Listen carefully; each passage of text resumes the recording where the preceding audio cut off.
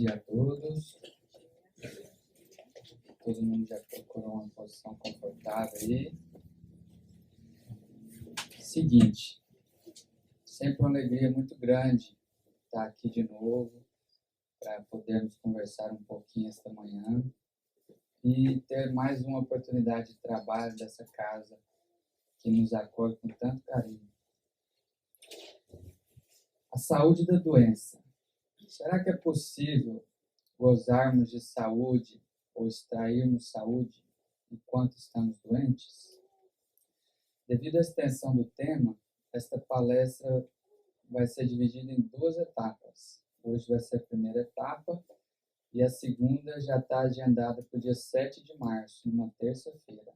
Vai ser a continuação e o encerramento desse nosso tema. E devido à extensão do tema, eu gostaria de pedir que, se caso houver alguma dúvida, que seja tirado no final. Terei o maior prazer de ficar aqui o tempo que for necessário. Eu considero esse tema muito especial porque ele aborda um assunto que primeiro é de interesse a todos e também é um assunto da minha área de atuação. Sou médico especializado em obstetrícia e ginecologia, que é justamente a saúde do corpo e da mente. É importante a gente esclarecer nesse começo que o objetivo da nossa conversa não será confrontar 2 tipos de tratamento, o material com o espiritual. Nada disso. Nosso objetivo é tentar otimizar nossa perspectiva para ver quais resultados poderiam ser alcançados caso integrássemos o tratamento do corpo com o do espírito. O próprio Allan Kardec e vários autores das obras subsidiárias esclarecem que toda doença deve sim receber o tratamento material, inclusive considerando os médicos como os missionários de Deus no alívio da dor. Então, todas as obras e os autores que eu irei citar nessa palestra de hoje, eles não defendem um tratamento ou outro tratamento em específico. Eles integram os 2 tipos de tratamento em um mesmo objetivo, que é sobrevivermos, mas, acima de tudo, vivermos com ou sem doença da melhor maneira possível. Em 22 de julho de 1946, a Organização Mundial de Saúde definia pela primeira vez o conceito de saúde como sendo um estado de completo bem-estar físico, mental, social, não consistindo apenas na ausência de doença ou de enfermidade. Mas foi só em janeiro de 1998, que também na cidade de Nova York, este mesmo órgão modificou o conceito e acrescentou o bem-estar espiritual. A partir desta mudança, universidades do mundo inteiro começaram a mobilizar esforços para que fosse melhor entendido e compreendido a influência da espiritualidade no nosso bem-estar. Ao contrário do que muitos imaginavam, que no futuro a ciência iria percorrer um caminho diferente da religião, hoje vemos conceitos importantes da física quântica pedir esclarecimentos da religião. Um grande cientista francês do século XIX, Broussais, teve a sabedoria de dizer: dê-nos uma religião científica e nós acreditaremos. Na verdade, ele pedia uma religião que fosse sem lendas, sem frivolidades e sem superstições. E aí está o nosso espiritismo para demonstrar essa união entre a ciência e a religião. Hoje podemos observar grandes cientistas, como o geneticista Francis Collins, o diretor do programa do genoma humano, aqueles que decodificaram, fizeram um mapeamento do nosso DNA em 2001, teve a sabedoria de asseverar que não existe incompatibilidade entre ser um cientista e ter fé. Entre vários outros exemplos, vemos um grande neurocirurgião de Harvard, Alexander Eben, após uma experiência de um coma profundo, porque ele adquiriu um tipo raro de meningite, escrever o livro Uma Prova do Céu, onde ele relata que primeiro se viu em um ambiente de trevas, mas que logo depois uma luz o conduziu a ambientes de harmonia e verdadeira felicidade. E ao retornar do coma, ele declarava para a humanidade que havia se enganado e que, na verdade, existia muito mais do que hoje se sabe. Então, durante esses nossos 2 encontros, nós tentaremos esclarecer dúvidas como: qual o segredo para se ter saúde? A doença vem do corpo ou da mente? Nosso corpo reflete o que pensamos? Já somos programados a ter uma doença antes de encarnarmos ou a adquirimos?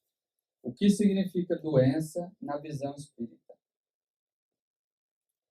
De acordo com o Evangelho segundo o Espiritismo, no capítulo 5, de 2 espécies são as aflições na vida, e Allan Kardec as dividem de forma bem didática, como causas atuais das aflições e causas anteriores das aflições.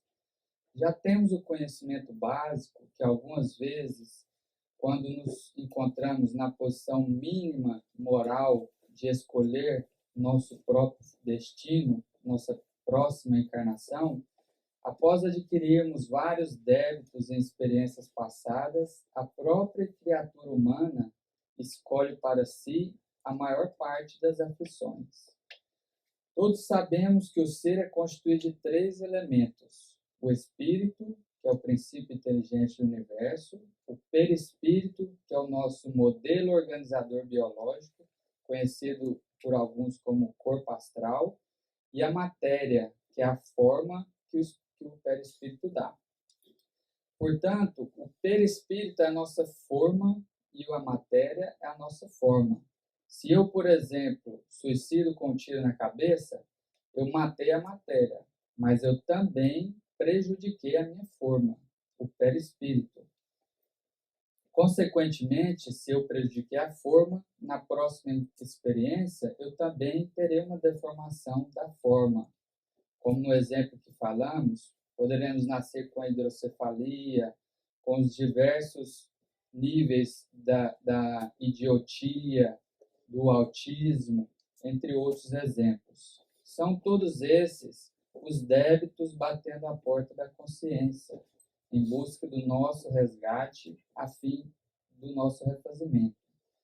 O que muitos desconhecem, porém, é que isto é a minoria dos casos.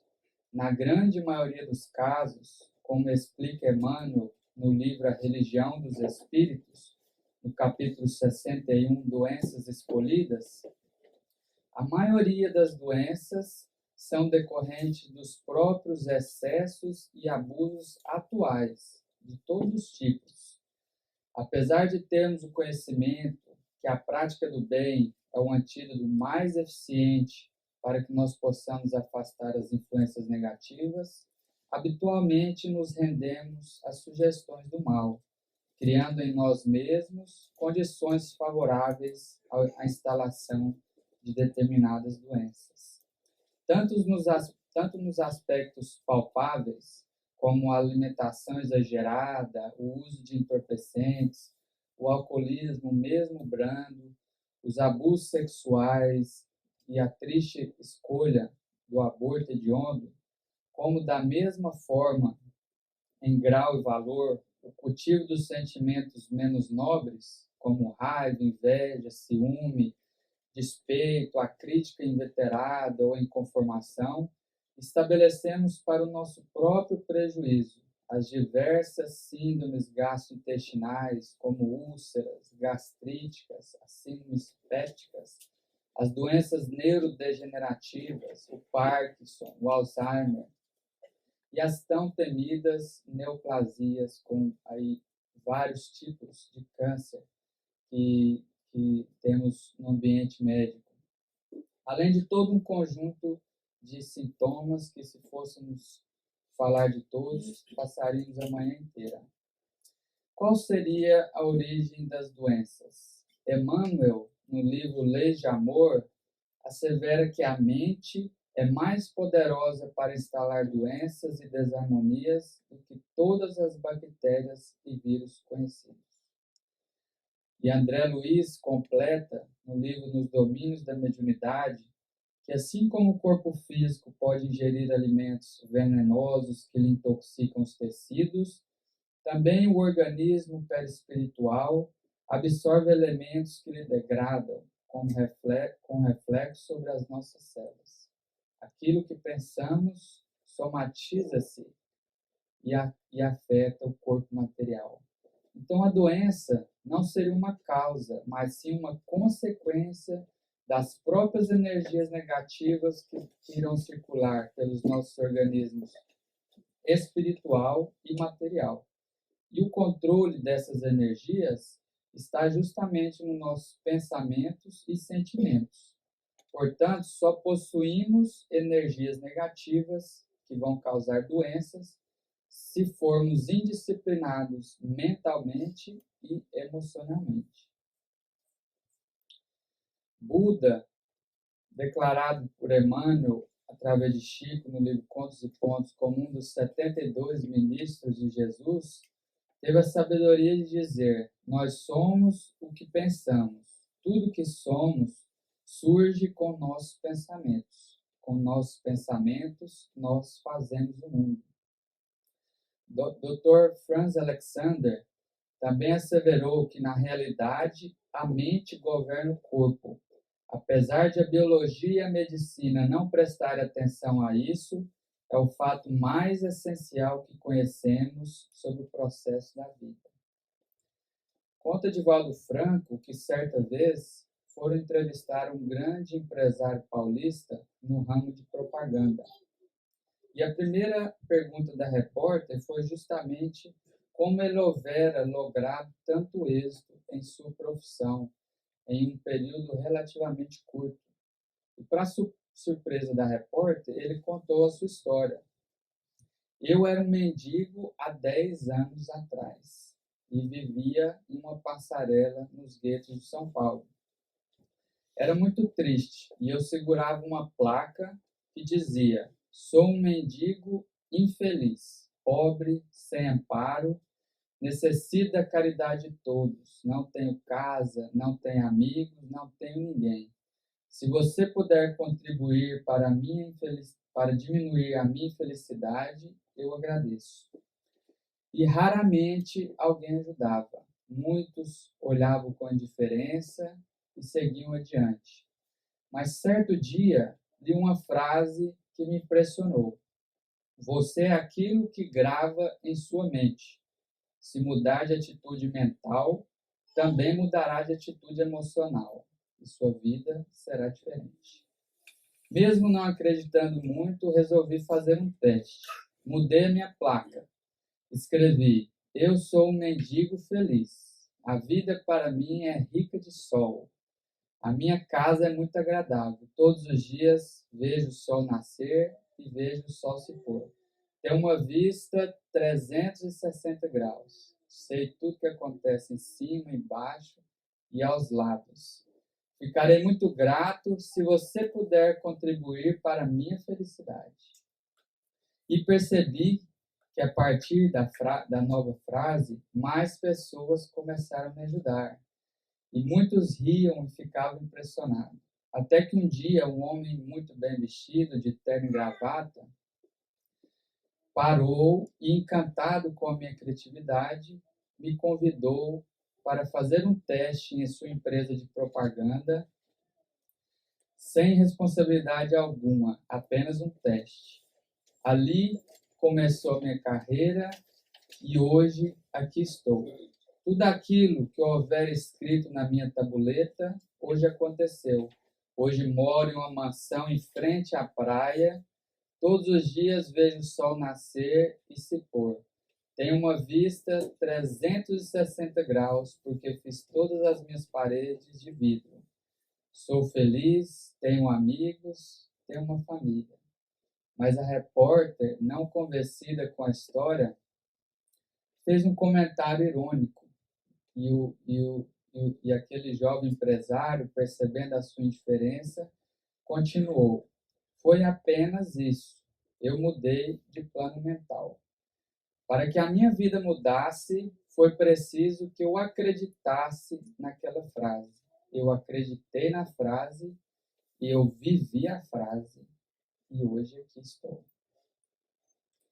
Sir William Osler, um brilhante médico historiador da medicina canadense, dizia: a contração da tuberculose relaciona-se mais com o que se passa na mente do enfermo do que com aquilo que ocorre em seus pulmões. Na verdade, ele repetia Hipócrates, que afirmava que é mais fácil saber o gênero de pessoa que tem determinada doença do que descobrir que gênero de doença tem determinada pessoa. Hoje em dia, através dos avanços científicos, é possível estabelecer algumas estatísticas e já é provado que a maioria daquelas pessoas, quase atingindo 80%, que desenvolve um câncer gástrico, passaram a maior parte da sua vida com temperamentos difíceis, temperamentos explosivos, dificuldade com paciência, principalmente com perdão. Então, é a ciência, muitos anos após Hipócrates, demonstrando na prática. Louis Pasteur, todos conhecem Claude Bernard, dois gigantes da biologia do século XIX, passaram uma vida inteira debatendo sobre qual seria o fator mais importante para se adquirir uma doença. Seria o terreno, que é o nosso organismo humano, ou o germe, que são os agentes externos.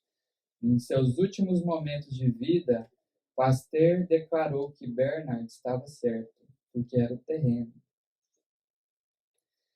Gostaria de comentar com vocês algumas novas informações da ciência sobre este tema. E para isso vou fazer uma pequena introdução. Existe uma estrutura no nosso cérebro, localizada na porção central, aproximadamente do tamanho de uma amêndoa, que nós chamamos de hipotálamo. E todas as fibras nervosas que chegam até o hipotálamo vêm de quase todas as regiões do nosso sistema nervoso. E todos os processos, sejam intelectuais ou emocionais, que são ali processados, vão, assim por diante, afetar o nosso corpo. O nosso sistema imunológico, o nosso sistema de defesa, ele consiste em mais de uma dezena de tipos diferentes de glóbulos brancos, que nós chamamos de leucócitos, que são as nossas células de defesa. Tem dois tipos principais, que são as células B e T. E essas células de defesa se concentram principalmente no timo, no baço e nos gânglios linfáticos. E elas vigiam todo o nosso organismo através da circulação sanguínea e linfática, percorrem todo o nosso corpo. Recentes pesquisas realizadas na Universidade de Rochester pela equipe do psiquiatra Robert Adler e do imunologista Nicholas Cohen revelaram nervos que até agora eram desconhecidos, que ligam diretamente o hipotálamo ao timo e ao baço. Concluíram, então, que o sistema imunológico é controlado pelo cérebro de duas maneiras. Uma, que já era conhecida, que é de uma maneira indireta, através da liberação de hormônios na corrente sanguínea. E a segunda, que é recém-descoberta, de uma maneira direta, através de nervos e neurotransmissores, ligando o hipotálamo diretamente aos nossos órgãos de defesa. Portanto, tudo que pensamos ou sentimos está intimamente ligado, de uma forma direta e rápida aos nossos mecanismos de defesa. São esses autores os mesmos autores que defendem uma teoria chamada teoria de vigilância. Essa teoria afirma que as células cancerosas nunca deixam de ser produzidas pelo nosso organismo. O que acontece é que antes que elas se transformem nos perigosos tumores, as nossas células de defesa dão conta do recado e as destroem. O câncer aparece quando o sistema imunológico é suprimido, ou seja, quando ele já não consegue lidar com aquela ameaça rotineira. Então, tudo que foge ao controle do sistema imunológico, que é realizado pelo cérebro, conduz ao estado maligno. Portanto, somos nós os verdadeiros responsáveis, através de nossos pensamentos e sentimentos, pelo bom ou mau funcionamento do nosso sistema imunológico, nosso sistema de defesa. Após ter assistido uma palestra do Divaldo, falando um pouco sobre esse grande autor, Divaldo foi convidado para dar uma palestra em Boston, onde ele falaria sobre os aspectos espirituais da saúde e este doutor falaria sobre os aspectos materiais. E ele teve a oportunidade de conhecê-lo pessoalmente e descreve algumas partes da sua história e realmente uma pessoa extraordinária. Então fui inspirado a ler essa obra, Amor, Medicina e Milagres, considerado um best-seller, né? Com mais de 10 milhões de cópias vendidas e traduzido por mais de 20 idiomas diferentes. Na minha opinião, esse livro deveria fazer parte do currículo de todo o curso relacionado tanto com saúde física, mental, corporal, porque é realmente extraordinário. Então, no livro se trata do oncologista americano Dr. Bernie Siegel, nascido aqui mesmo em Nova York, no Brooklyn. E ele conta no livro que ele era um médico 100% materialista e autossuficiente, até o encontro que iria mudar a sua vida. Era o seu primeiro encontro com o casal Simonton, que eram os autores do livro Ficando Bem de Novo. Esse encontro aconteceu na cidade de Connecticut em 1978. O oncologista Carl Simonton e a sua esposa Stephanie Matthews davam um curso sobre fatores psicológicos, tensão e câncer. Os Simonton, para quem não conhece, foram os primeiros do mundo ocidental a aplicarem técnicas de visualizações complementares ao tratamento do câncer. Segundo este casal, a visualização age em uma função de uma fraqueza que todos temos no nosso organismo, onde o próprio corpo não é capaz de diferenciar uma vívida experiência mental de uma verdadeira experiência física. Portanto, o que acontece em um reflete no outro. Alguns críticos e autores afirmam que as técnicas de visualização não fazem parte da doutrina espírita, mas Divaldo esclarece, em uma palestra onde ele responde pergunta, que também não fazem parte da doutrina a água fluidificada, o passe, a terapia de desobsessão ou de materialização. São todas essas adaptações do próprio progresso do pensamento científico da doutrina. Mas também temos a obrigação de apenas defendermos aquilo que possui embasamento, tanto científico como religioso. É cientificamente comprovado que todas as vezes que visualizamos paisagens agradáveis, o corpo entra em repouso. E toda vez que repousamos, tranquilizamos-nos, facilitando assim o bom funcionamento do organismo. Por outro lado, toda vez que a mente está excitada, o corpo está gastando maior dosagem de energia. E é aí que aparecem as disfunções e desequilíbrios. Bernie se encantou porque o casal mostrava resultados impressionantes. Dos primeiros 159 pacientes, dos quais não se esperavam nem mais que 1 ano de vida, 19% ficaram curados por completo. 22% viram regressão da doença. E mesmo aqueles que morreram tiveram o dobro da sobrevida prevista. Mas a maior surpresa veio no final do curso. O Simonton ensinou os pacientes como se meditar. A certa altura da palestra, conduziu os participantes a uma meditação dirigida, para que cada um encontrasse o seu guia interior. Mas Byrne, com todo o seu ceticismo de um médico extremamente mecanicista, a princípio duvidou da experiência, mas topou. Sentou, fechou os olhos e seguiu todas as instruções. Ele não acreditava que iria funcionar, mas se funcionasse, esperava ver pelo menos Jesus ou Moisés. Porque quem mais ousaria aparecer dentro da cabeça de uma divindade médica? Era o que ele se considerava. Mas em vez de Jesus ou Moisés, conheceu George, o seu guia espiritual. Ele teve um choque e aquele encontro iria mudar a sua vida. A história é longa, por isso eu convido a todos a ler essa obra maravilhosa.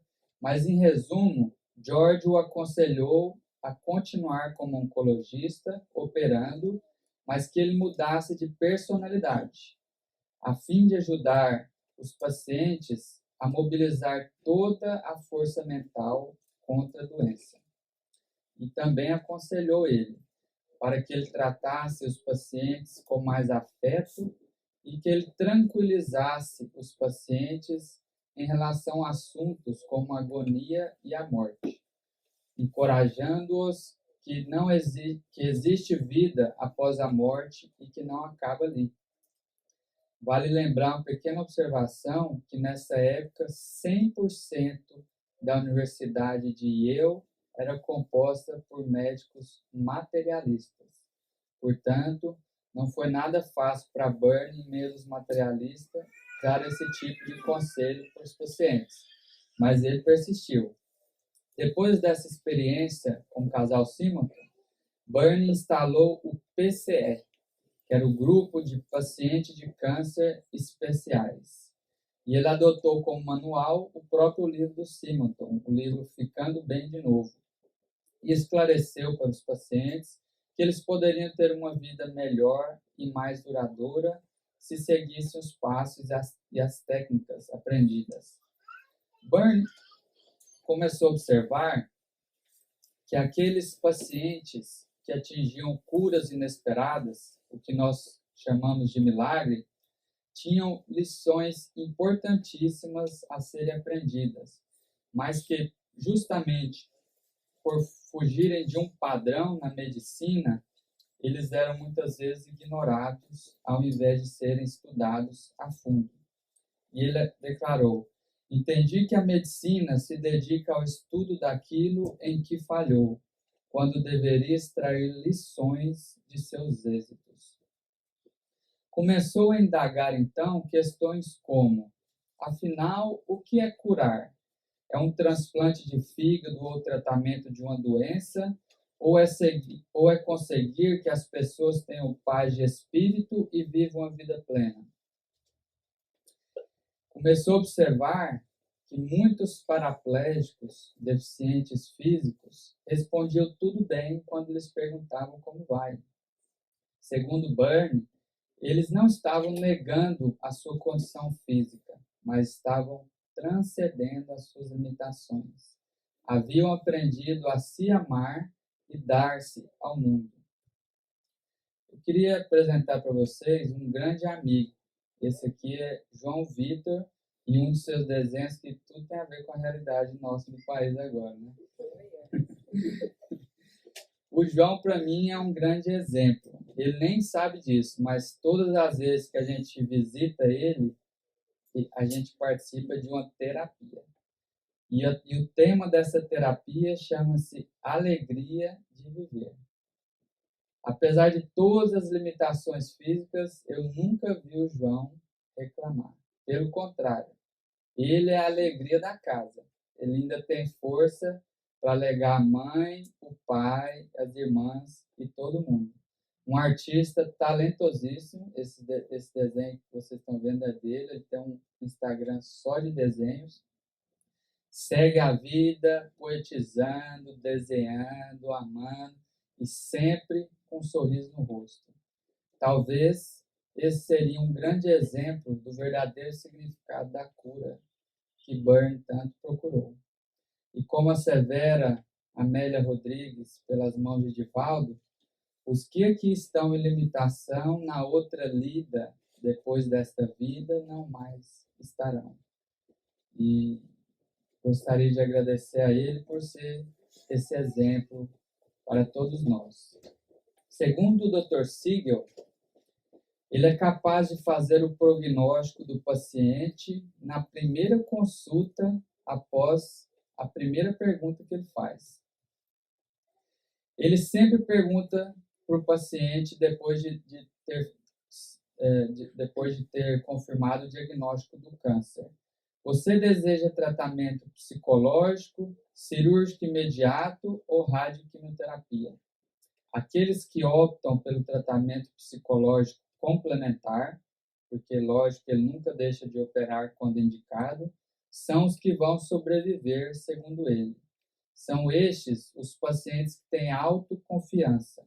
Eles acreditam que mudando a postura mental e emocional, mais cedo ou mais tarde, o corpo irá reagir.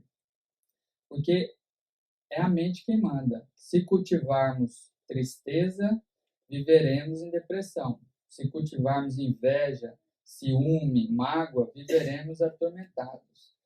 Mas segundo a benfeitora Joana de Ângeles, quem cultiva o sol vive na primavera.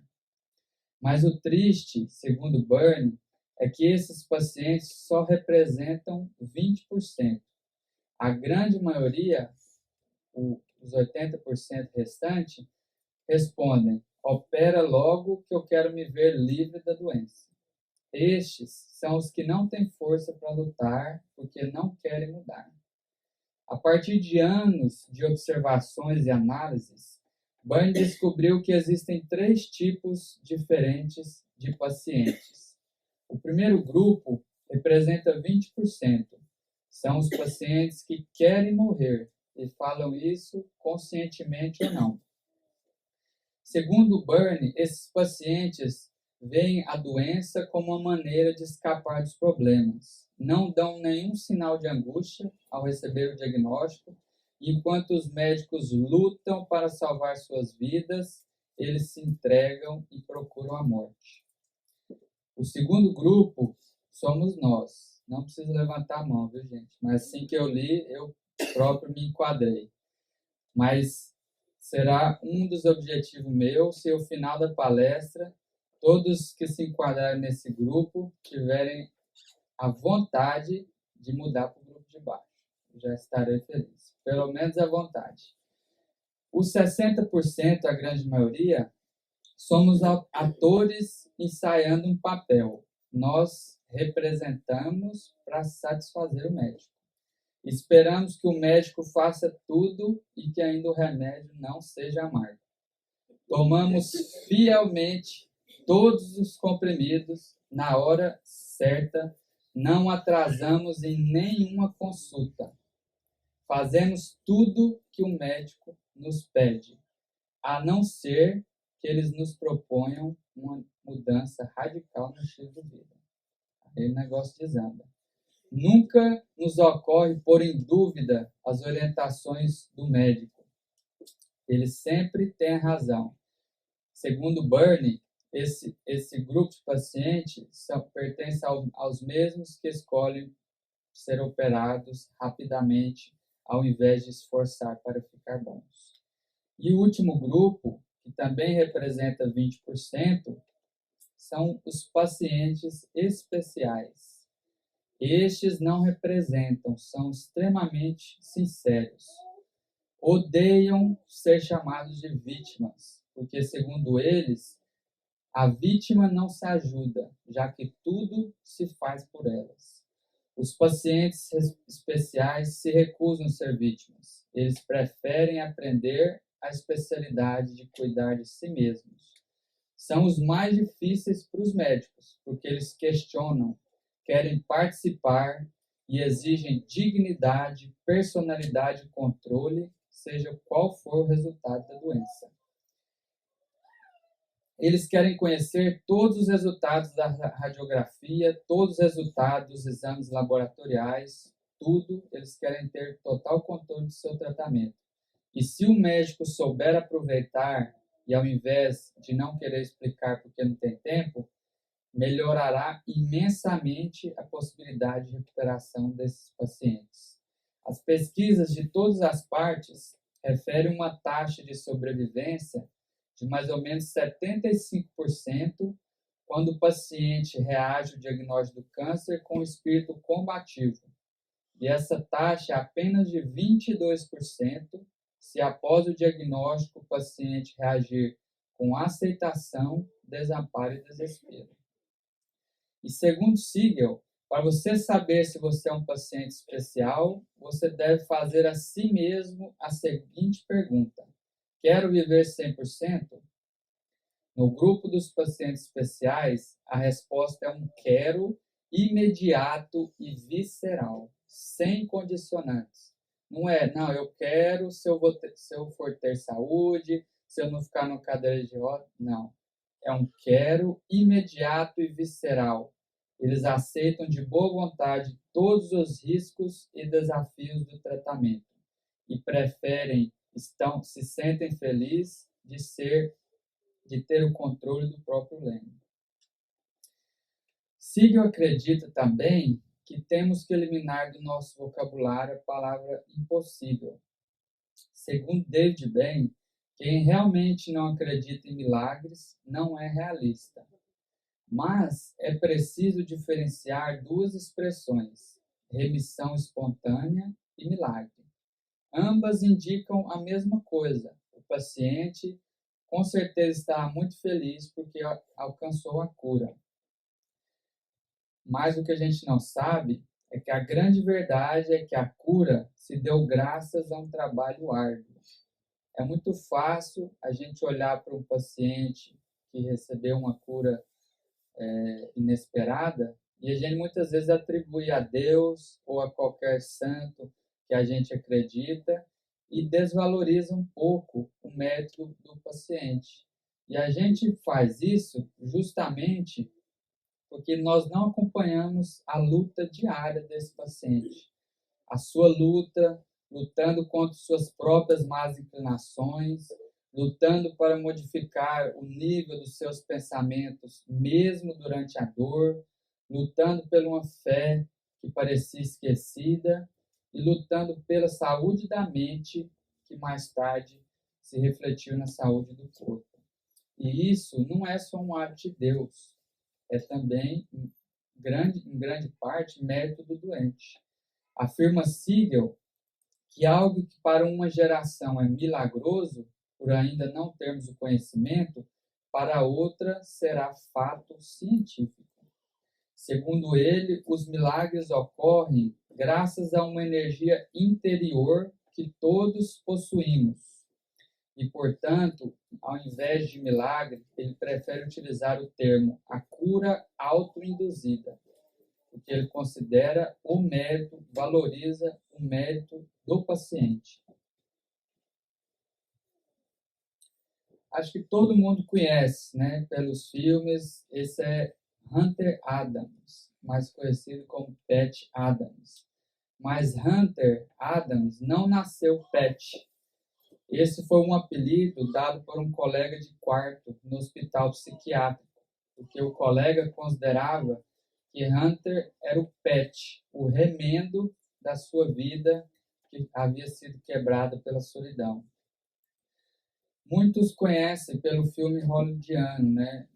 O Amor é Contagioso, que foi estrelado por Robin Williams. Mas a obra de Pat é muito maior que o filme. Depois que o pai faleceu de um ataque cardíaco enquanto eles ainda moravam na Alemanha, ele foi obrigado a voltar para casa com a família e a viver num subúrbio norte da Virgínia. E concomitante a isso, o tio que era mais próximo suicidou-se e a primeira namorada havia terminado com ele.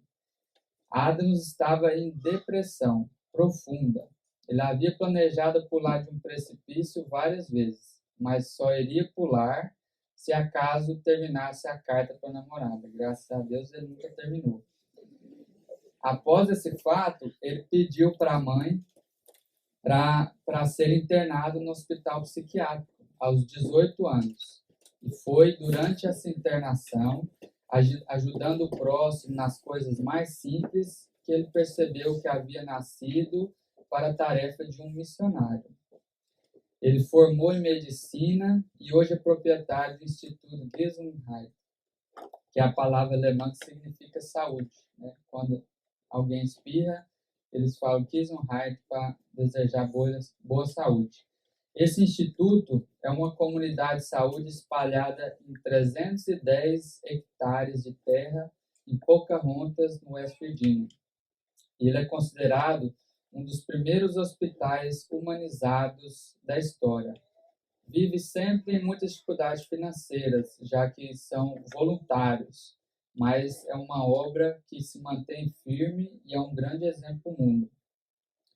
Muitos condenam PET por estar mal barateando a medicina convencional, mas se você for estudar e analisar a fundo a obra de PET, nós poderemos concluir que o objetivo dele é justamente a saúde do corpo integrada com a saúde da alma, explorando, segundo ele, um grande potencial adormecido que existe em nosso cérebro, em favor das curas.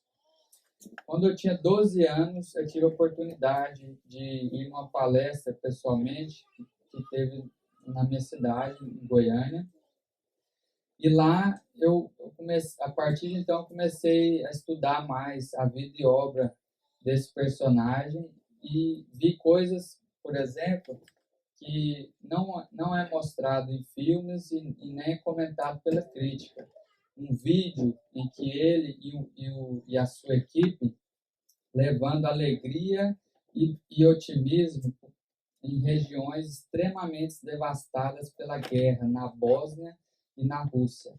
É uma obra, então, fantástica, que vale a pena ser estudada e melhor compreendida. Ele também assevera que, infelizmente, as pesquisas sobre a alegria de viver e o poder da mente em relação às doenças são muito pouco estudadas e exploradas, justamente por causa de lamentáveis interesses comerciais de laboratórios farmacêuticos bilionários. Esse interesse em estudar o bom humor, ele não é de muito tempo, ele é recente. E um dos pioneiros, há mais ou menos 20 anos, foi Norman Cousins, redator de uma famosa revista americana que é a Saturday Review. Ele foi o autor do best-seller Anatomia de uma Doença. E neste livro ele conta o caso de cura que ele obteve através da risoterapia do bom humor. É muito fácil que a gente observe certas pessoas que conseguiram a cura sem analisar profundamente o passado e as obras dessa pessoa. Esse é um grande exemplo disso. Muitos desconhecem o outro lado de Norman. Desde novo, ele foi mergulhado no trabalho do bem e foi ele que, em certa ocasião, quase implorou para seus leitores que se tornassem pais adotivos de aproximadamente 400 crianças japonesas órfãs por causa da bomba de Hiroshima. Ele criou em 1949 o plano Adoções Morais e, graças a seus esforços, muitas crianças puderam receber boa educação. Ele mesmo, para dar o exemplo, foi um dos pais adotivos. Foi Norman também que lutou pela indenização de um grupo de mulheres polonesas que, durante os campos de concentrações nazistas, haviam sido cobaias de experiências médicas. E mesmo após muitos anos, com todo o sofrimento físico e mental, nunca houvera tido a indenização. E ele lutou por essa causa e conseguiu. Ele também defendeu um grupo de moças que haviam sofrido deformações em decorrência do ar que foi transportado através da bomba de Hiroshima. E conseguiu que todas essas pacientes fossem submetidas as cirurgias plásticas aqui nos Estados Unidos. Então, muitas vezes a gente não sabe porque a cura chega a determinadas pessoas, né? Preciso estudar a fundo. Ele tem uma história interessante. Aos 10 anos de idade, ele recebeu um diagnóstico de tuberculose. E naquela época, 1920, falar que a pessoa tinha tuberculose era praticamente uma sentença de morte, porque não tinha cura. E ali no sanatório, internado, ele viu que muitos amigos realmente perdiam a batalha pela tuberculose, mas observou algo estranho que o chamou a atenção. Aqueles que tinham uma certa convicção da sua recuperação, que se mostravam otimistas e esperançosos, eram os poucos que alcançavam a cura. E essa observação levou Cousins a abraçar um sonho para o seu futuro, que era o de sempre buscar a força da esperança. Felizmente, o diagnóstico da tuberculose dele não foi confirmado. O médico havia confundido uma cicatriz do pulmão com a doença. Mas nos anos 1960, quando ele completava 50 anos de idade, ele foi diagnosticado com uma doença degenerativa que ataca a coluna vertebral, chamada espondilite anquilosante, e as suas chances de sobreviver eram 1 em 500. Mas ele não se entregou à enfermidade. Como havia muito pouco recurso nos hospitais nessa época, ele pediu uma autorização para os médicos para que ficasse hospedado num hotel próximo. E todos os dias ele se reunia com os amigos e assistia a programas de pegadinhas e seriados cômicos. E veio a primeira descoberta. Ele descobriu que com 10 minutos de uma boa risada representava 2 horas de sono tranquilo. Para uma pessoa que chegava a tomar 66 aspirinas por dia, por causa da dor, era uma grande vitória. Descobriu então que o sorriso produzia uma anestesia natural para o corpo. E o incrível aconteceu. Aos poucos ele foi melhorando e voltou a viver e a trabalhar normalmente. Na época, os médicos intrigados explicaram que as doses diárias das risadas relaxavam a musculatura e que a endorfina produzida durante o riso melhorava a circulação e o sistema de defesa, fazendo vasodilatação, abaixando a pressão arterial. E essa foi a explicação científica para a cura de Cousins. Ele faleceu aos 75 anos, sem a doença, e deixou um legado. Nada é mais espantoso com relação aos 15 bilhões de neurônios no cérebro humano do que sua capacidade para transformar pensamentos, esperanças, ideias e atitudes em substâncias químicas. Joana de Ângeles, no livro Vida, Desafios e Soluções, declara: a alegria proporciona ao cérebro maior contribuição de energia, de enzimas especiais encarregadas de produzir saúde. O riso é um estimulante poderoso para a fabricação de imunoglobulina salivar, IgA, portadora de fatores imunizantes. Quando se ri, estimulam-se preciosos músculos faciais e gerais, eliminando-se toxinas prejudiciais acumuladas. Então, para finalizar o nosso encontro de hoje, gostaria de contar uma história para vocês, que é a história de John Florian. Muitos talvez devem conhecer a história, porque ela é utilizada por muitos palestrantes, porque é realmente um dos maiores exemplos que a gente tem. E eu ainda continuo acreditando que ainda há muito que se extrair dessa história. Essa história está no livro Paz, Amor e Cura, que é do mesmo autor que nós comentamos, Bernd Siegel. Então, Bernd conta nesse livro que em fevereiro de 1983, John Florian, um senhor de 78 anos de idade, havia se aposentado há pouco da sua profissão, que era de paisagista. Ele era paisagista da cidade de Boston. E o John, após ter sido encaminhado por outro colega médico ao consultório do Dr. Siegel para realizar o tratamento cirúrgico, Chegava ao consultório acompanhado de uma neta, uma jovem que era enfermeira especializada em oncologia pela Universidade de Yale, para, então, realização do tratamento cirúrgico. Contava John que há alguns anos ele havia adquirido uma úlcera estomacal, mas que tratou, foi tudo bem, mas que desta vez, ao sentir novamente as dores abdominais, repetiu a endoscopia e o resultado não foi muito agradável. A úlcera estomacal havia progredido para um câncer de estômago. Então, o Dr. Siegel analisou cuidadosamente os exames, os documentos, repetiu alguns exames e realmente o aconselhou que fosse imediatamente internado para fazer os exames pré-operatórios para, em seguida, realizar a cirurgia.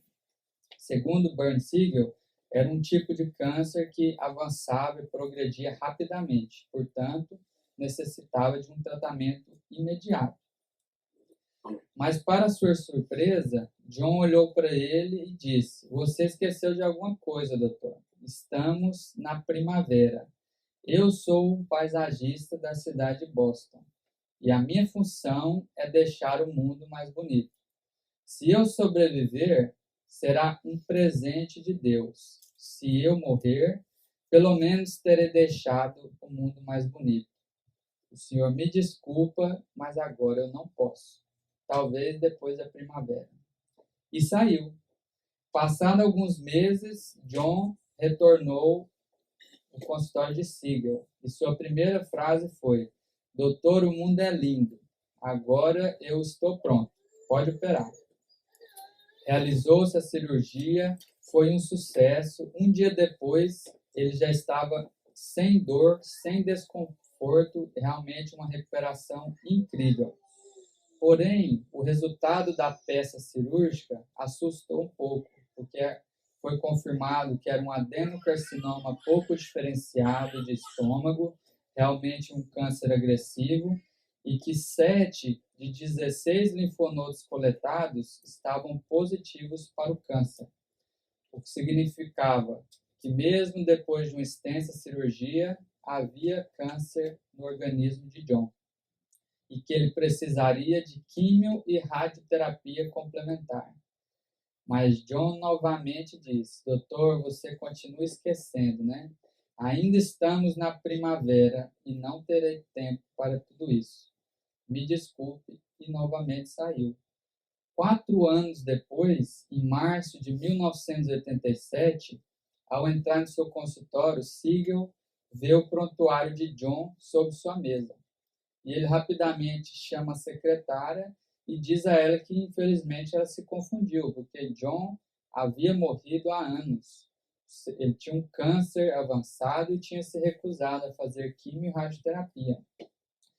Mas ela, surpresa, afirmou que se tratava da pessoa certa e que ele estava na sala de espera, sorridente e com bom humor, como sempre.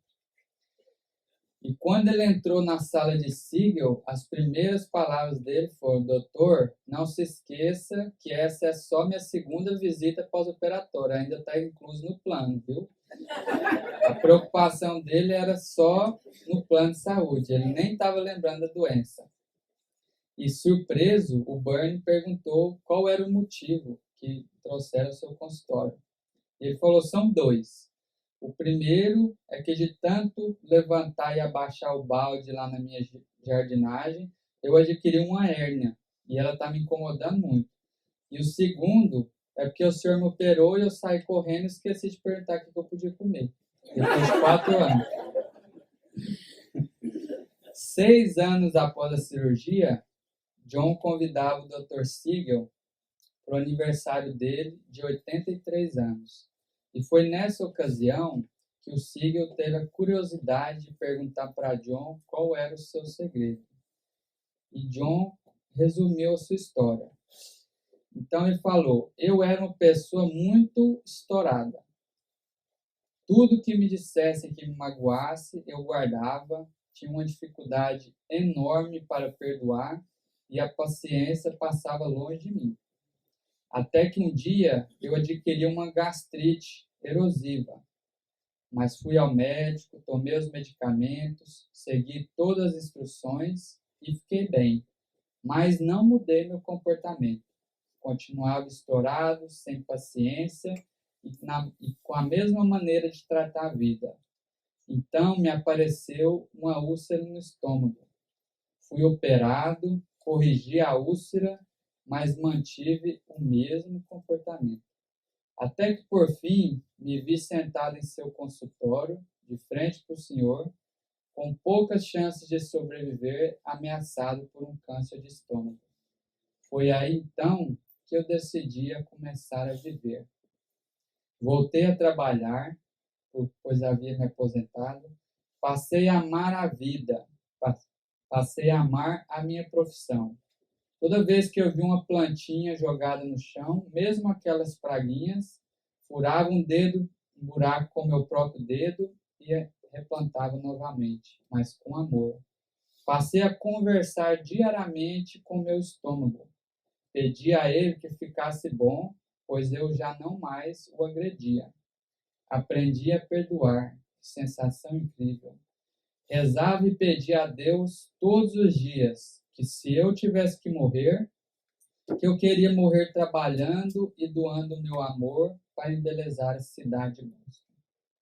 John faleceu aos 94 anos, sem sinal nenhum de câncer. Então, acho que a mensagem de hoje, como disse o Dr. Siegel, John era tão ocupado celebrando a vida que não tinha tempo para cuidar da doença. Então, que nós possamos fazer um pouco como John fez, celebrar as coisas boas e valorizar o que realmente é importante para nós, para não sobrar tempo nenhum para as enfermidades, tanto do corpo quanto da alma. Muito obrigado pela atenção de vocês e que nós possamos ter um excelente dia.